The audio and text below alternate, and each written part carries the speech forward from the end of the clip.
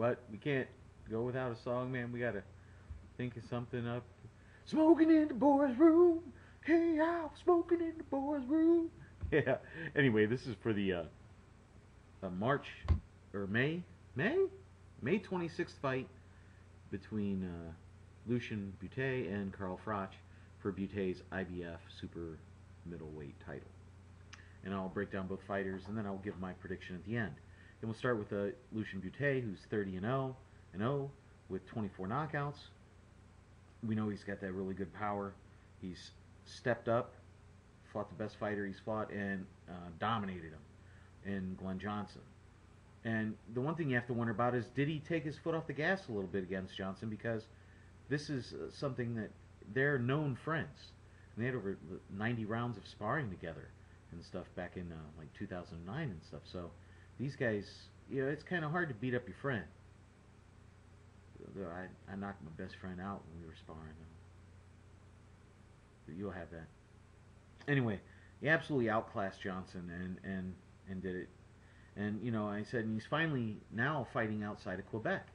So we're going to get to see, you know, him maybe a little bit out of his comfort zone, because he's going to the UK, man.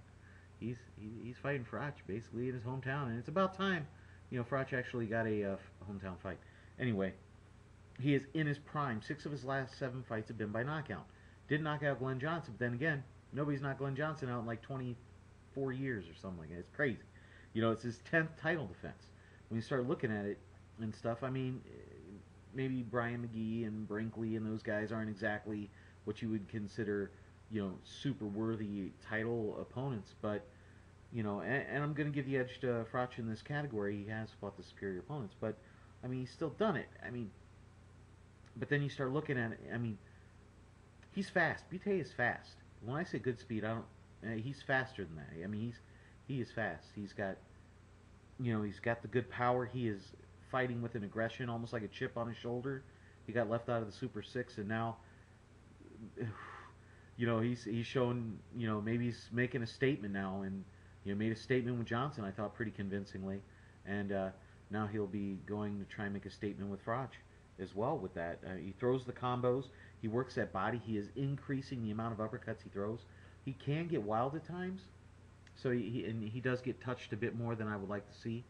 He keeps his D low because he tries to lure people in and counter, because he does have that speed like Joe Calzaghe and them did and stuff.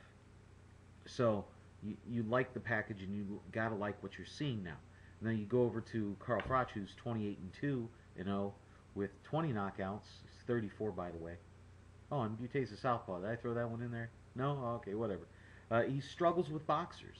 You look at what happened with him with Durrell, and you look at Ward and those guys. He struggles with boxers. It's out now.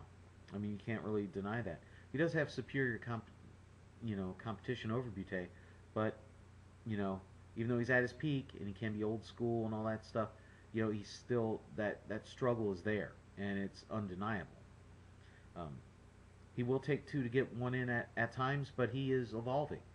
And it seems like every new fight he comes in with a new game plan, and he executes it and sticks with it. This guy can box. There's no doubt about that. He does have good speed. He's got the pounding jab. He comes at weird angles, man. He throws punches at weird angles.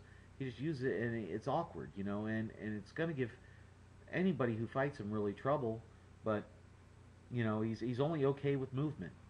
And I said this before he fought Ward. You know, Abraham and Johnson were more tailor-made for him because they didn't move that much. And then once he got in with fighters that moved, like a Durrell, like a Ward and stuff, he struggles with that. He doesn't have that. He's got good footwork, but he doesn't have that good footwork to really deal with people that can move around and use a lot of distance with them. As I said, he pounds the jab, he throws the combos, he's constantly evolving as a fighter and changing his style to fit the fight. The problem is, I don't know if he's, and you guys know I like Froch as a fighter, I don't know if he can evolve that much to hang with like the top 3 or 4 in the world. You know, and we're talking Ward, we're talking Bute.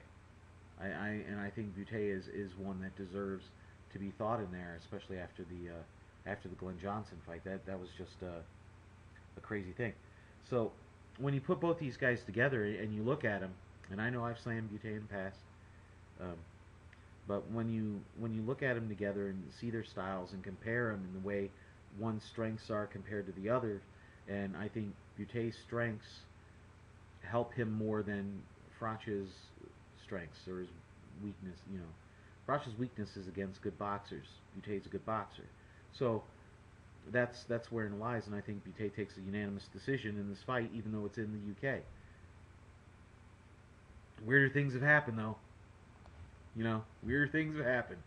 And we'll see and we'll watch it and we'll know, you know what I'm saying? So it's not like it's going to be a shock. But I think Bute actually goes to England, UK, and takes that fight. Okay, so there you have it. Let the screaming at me begin. I'm gonna lose everybody now, man. After this one, it's over. Anyway, this is Bigragu and Eduardo there, and please comment, rate, subscribe, and let me know what you think. Okay, all right. This is Bigragu. Oh.